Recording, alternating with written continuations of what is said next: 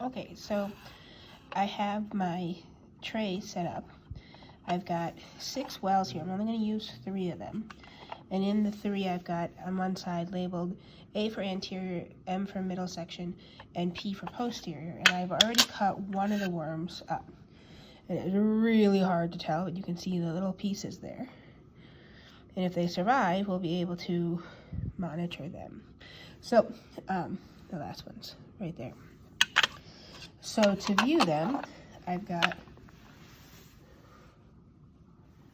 some worms set up here. And if I zoom in, you can see the planaria. You can almost see, them moving now. They're sitting in Epsom salt, so they're moving much more slowly than they would otherwise move because that's anesthetized them a little bit. And I'm going to cut them into thirds, each one of them. Before I do that, I want to show you what they look like underneath the microscope. So I'm going to pause for a second and get them focused. Okay, I finally have a rig set up where you can see through the dissecting scope. Notice the auricles. Those are the 2 eye spots there. This guy's moving kind of fast, sorry. That's it. Okay, I think I have a rigging up where you can see it. Here's our planaria. He's twisting at the moment, or it's twisting. They don't have sexes, they're hermaphrodite. You can see its head. Its head seems to be a little bit marbled, which is unusual. Usually they're a little bit more solid. And we can see its body. That dark streak in the middle is the gastrovascular cavity. Notice the 2 points. Those are the auricles. Let's see if we can see this one. So I spent the better part of an hour trying to get this recorded so you guys could see it at home clearly, and I just wasn't able to get a rig that stayed in the dissecting scope, so we'll have to make do with the technology of my iPhone. If you take a look, you can see the little triangle shapes on either side. Those are the auricles. They're sensory lobes. And I will try to get an image or a YouTube video where you can see the eyes a little bit more. You can see how it's moving. So first off, it asks you to identify what happens when you create a current with a pipette. So if I blow, so I'm blowing water, and you can kind of tell. I zoom out a little bit. You can kind of tell the one closest to the pipette here that's going in circles, that one is floating. The other 2 are fixed and attached to the bottom of my little tray here. And then if I try to touch the auricles with the probe, zoom in a little bit on this one. See if I can get them better into view. It's better in the view. So try to touch the auricles with the probe.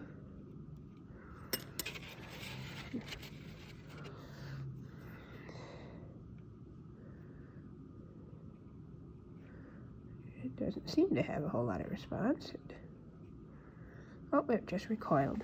All right.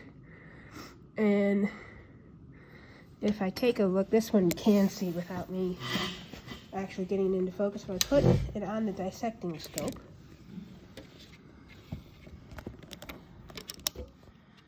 zoom out, and I give them essentially a choice between light and dark.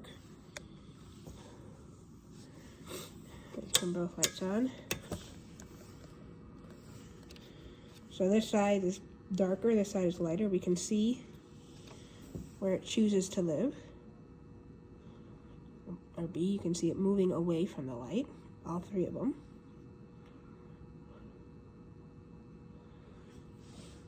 All right, so I will try to find photos or YouTube videos because it took me too long to try to get it under the dissecting scope. My tripod isn't able to align with the ocular lens well enough.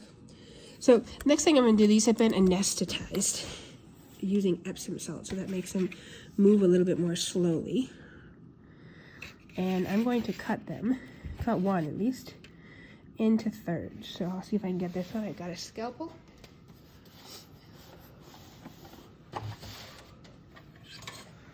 And moving a little bit more slowly than if I would have not put them in the Epsom salt. And I'm going to just try to separate the head. Oh, stop turning on me. The head from the rest of the body.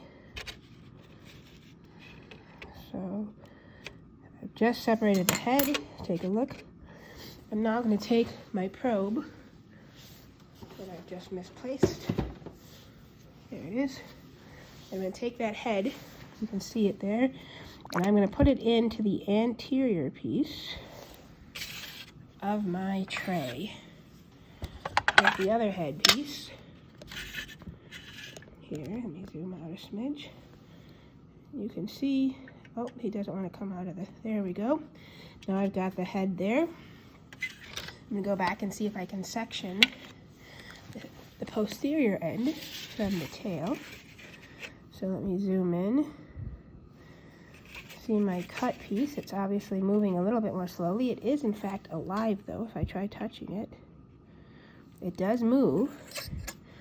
And I'm going to try to separate the posterior end, which is over here, from it. Just like so. So this was the posterior end. And I'll put that into my tray. And finally, I'll take this middle piece and put it into my well as well. So now, in my little thing there, I've got two of everything. Two pieces, because I did one before I started recording. And I will repeat that process for the other remaining two, so that I will have 4 pieces. I'll record one more time, see if I can get this one under recording. And separate. This is kind of a big piece for the head. And I will take the head. Oops.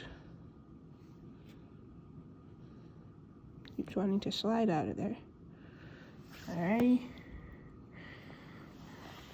Now I'll see if I can get the middle from the posterior end separate. It looks like that one had a little, maybe it's pharynx. Did I cut off the pharynx? It looks like there's something there. I'm gonna, before I, that does really look like a pharynx. I think I cut right at the pharynx, so let's see if I can get that better under the microscope. I'll be right back. I apologize if the video is a little bit shaky. I'm holding it by hand, but take a look. It looks like that cut was right at the pharynx. You can see that little thing protruding from there. So this will be real interesting to see what happens to it as it regenerates.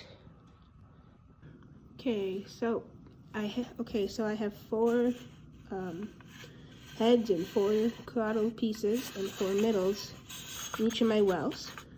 I have it so that the posterior side is numbered 1. Number 2 is the middle, and number 3 is the head. And just to be sure of that, I've got it here, anterior, middle, and then posterior. And I'm going to write that down too so that I remember. We'll check back on this in a couple of days.